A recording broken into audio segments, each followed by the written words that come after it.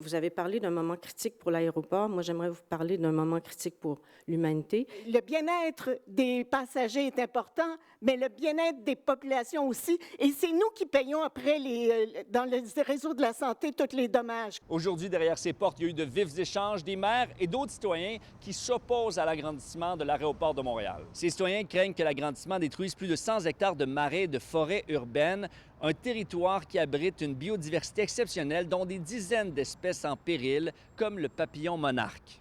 Est-ce que ADM maintient son intention de détruire 100 acres de milieux humides, de forêts anciennes, d'habitats pour de nombreuses espèces en péril, dont le papillon monarque, pour y construire son pôle d'opération? Pour l'aéroport, son premier défi et première obligation, c'est la sécurité. Et d'avoir un parc de cette étendue à proximité des pistes est incompatible avec l'objectif de sécurité que nous avons. Donc, allons-nous changer d'avis? Non. Depuis 2019, le nombre d'impacts aviaires a triplé alors que les mouvements n'ont pas augmenté. On a bien senti aujourd'hui dans cette salle qu'il y avait deux visions qui s'opposaient, des citoyens qui veulent qu'on voyage moins, qu'on n'ait pas une augmentation du nombre de passagers, et des dirigeants d'un aéroport qui veulent répondre à la demande.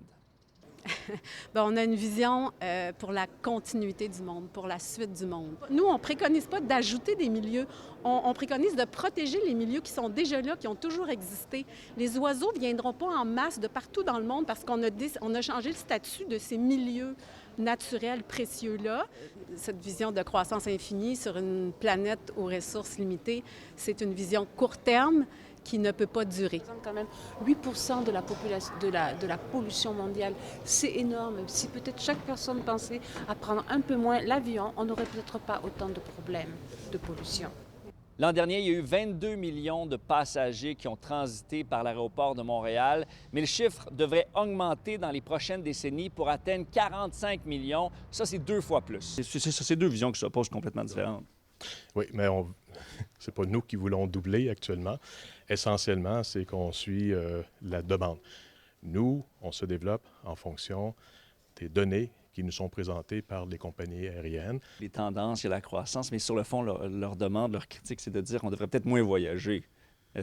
C'est pas votre point de vue? C'est pas à nous de le demander parce que nous, on est là pour répondre. Écoutez, 22 millions de passagers, c'est 22 personnes qui veulent voyager, qui veulent aller voir leur famille, qui veulent prendre des vacances, qui veulent travailler pour affaires. Il reste que ces travaux d'agrandissement, ça pourrait causer des maux de tête aux gens qui se rendent à l'aéroport encore cet été. C'est pourquoi il y a des navettes et des stationnements gratuits qui sont reconduits pour tenter de limiter la congestion. À Montréal, Étienne Fortin-Gauthier pour Nouveau Info.